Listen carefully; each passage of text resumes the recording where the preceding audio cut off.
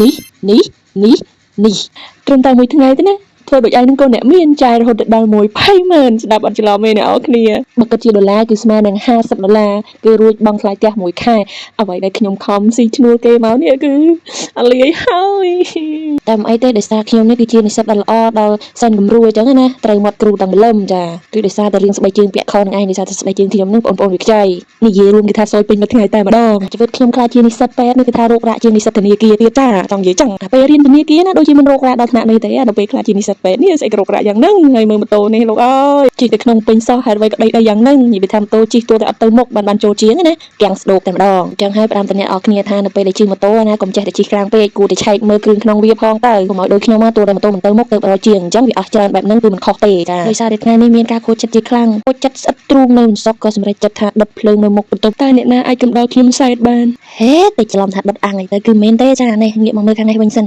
ហើយខ្ញុំក៏មកធ្វើការកាត់សយចេញតែម្ដងដំបូងគិតថាសែតម្នាក់ឯងទេមិនដែលដោយសារតែស្ងាត់ពេកអញ្ចឹងហើយក៏ហៅបងប្អូនអ្នកជិតខាងមកសែតជាមួយគ្នាតែម្ដងទៅចាបាន2នាក់ហ្នឹងអូយលូទ្រាំតែអ្នកគ្រូអូនគេមកពីបរៀនណាខ្ញុំអូយមានការគោពោះគ្រូជាខ្លាំងណាអញ្ចឹងហើយយើងកុំខ្វល់ពីបេក្រូនកុំខ្វល់ពីស្បែកជើងយើងអីដោយសារតែនេះគឺជាការអាំងសាច់អាំង BBQ ណានៅមុខបន្ទប់នឹងឯងព្រោះថានេះមិនមែនជាផ្ទះរបស់យើងទេបើសិនជាផ្ទះរបស់យើងគឺវាមានទីធ្លាធំទូលាយស្អាតជាងនឹងតែនៅក្នុងបន្ទប់ជួលតែប៉ុណ្្នឹងគឺ it's okay ហើយអ្នកនរគ្នាបន្ទប់ខ្ញុំនេះអ្នកណាគឺចង់មកដែរតែបើថាបានមកហើយគឺថាម្នាក់ទៀតលេងចង់ទៅវិញតែម្ដងដោយសារតែអាកាសធាតុនិងបរិយាកាសដ៏សែនស្រស់ស្អាតមួយនេះហើយទៅអ្នកណាក៏ចង់មកលេងដែរបូករួមជាមួយនឹងម្ចាស់បន្ទប់ដ៏រស់រាយចិត្តទូលាយទូទៅបន្ទប់ឯណាប៉ុន្តែចិត្តខ្ញុំគឺទូលាយណាអូយលើកទៅសើខ្លួនឯងវិញហើយអញ្ចឹងបើយើងមិនទៅសើខ្លួនឯងជីលើកទាំងអីគឺចាំឲ្យគេទៅសើគឺអត់មាននរណាគេទៅសើយើងទេចាឥឡូវយើងកុំគិតគូរច្រើនយើងមកឈៀលសិនទៅចាដោយសារតែខ្ញុំនឹងមានការជក់ជាមួយនឹងការមើលរឿងភាគកូរ៉េខ្លាំងពេកអញ្ចឹងហើយខ្ញុំក៏សម្រេចយកស្រាដបលក្ខណៈដូចជាស្រាសអញ្ចឹងប៉ុន្តែវាមានរសជាតិឈ្ងុយឆ្ងាញ់គឺដូចទៅពាំងបាយជូរដាក់តែកន្លះដបម្នាក់គឺថាអូជ្រឹមតែម្ដង